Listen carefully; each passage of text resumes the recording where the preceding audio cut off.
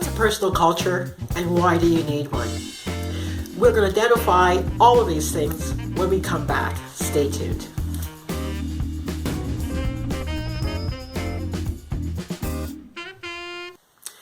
Hello there, I'm Pamela Sylvan, the Mojo Maker, back with another hot Mojo tip. Today we're talking all about personal cultures. Have you heard of this before? We've heard of organizational or institutional cultures, but your own personal culture, is it the same thing as a brand? Well, I'll answer that right now. No, it's not the same thing as a brand. A personal brand or a company brand is something that can be artificial or made up for the moment to sell something, to market an idea or a message. It doesn't really blanket you the way that your personal culture does. Let's talk about that for a second. Your personal culture is something that you come into this world and you're born with it. It surrounds you.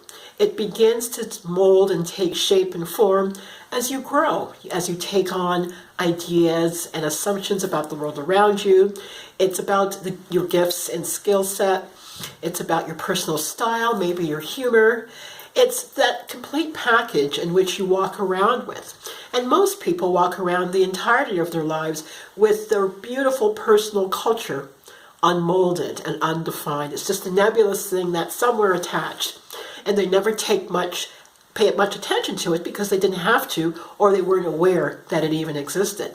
We spend a lot of time exuberantly latching onto other people's cultures because it turns us on, it gets us excited. For instance, celebrities or rock bands and musicians have personal cultures like Michael Jackson, Cyndi Lauper, Cher, Bruce Springsteen. All of those types of people have their personal cultures.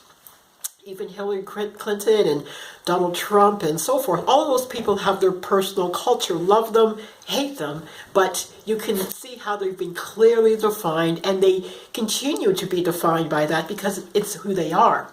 And for those that use their unique styles in their personal cultures, and I'll bring back Cyndi Lauper's name. Remember when she first came on the scene, at the same time around, I guess Madonna did. And they had clearly defined styles, which so brilliant and so point on. Everybody else was trying to emulate them. Well, not everybody. I mean, I didn't dress like Cyndi Lauper, but I knew a whole lot of people that did. So this is the personal culture engineering that I'm specifically talking about. It is about finding it. And that's why we set out on our hero's journey that Joseph Campbell speaks about. We are trying to discover that precious treasure of who we are.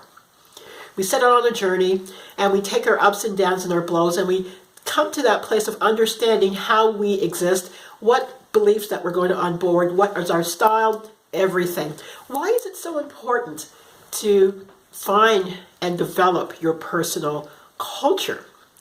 Very important, especially as you are moving into the world as entrepreneurship. You want people to understand who you are, because wherever you go, that culture of one goes too. You want to ensure that people understand what your message is. You want to ensure that people understand who you are. But the first place to start is understanding you. Know thyself. You know, that's been a theme with me, is to know thyself. Understand clearly how you operate and what you stand for and how you want to show up in the world. Like I said, everybody has their own unique personal style and culture. Most people are afraid to switch on the light to that and exude and carry it around and wear it proudly. So they stay bland, they stay hidden, or they latch onto somebody else's culture. Okay? So this is my challenge to you, is to start understanding what your culture is. It might be as simple as a statement that you are, for instance, a freedom fighter, or your personal culture is that of high-class technical engineer mom, or it can be world traveler, writer,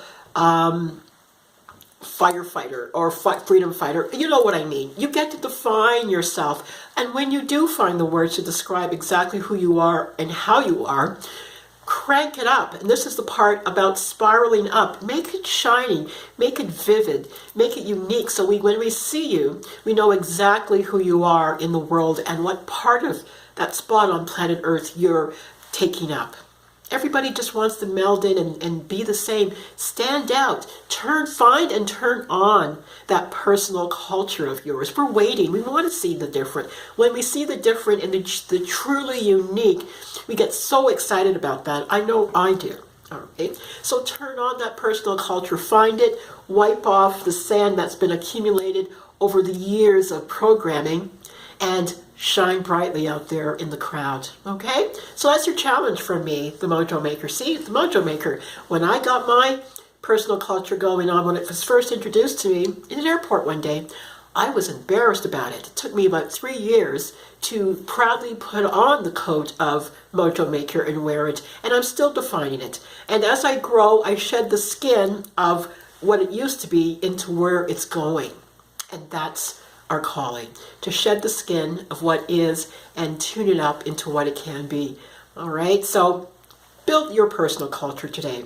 And when you do, I'm going to tell you, everybody will see you as that powerful Mojo Maker you were born to be. I'm Pamela Sylvan, the Mojo Maker, here spiraling you up with another hot Mojo tip. Subscribe to this YouTube channel, or you can find me on my blog at PamelaSylvan.com. Happy hunting. Bye-bye.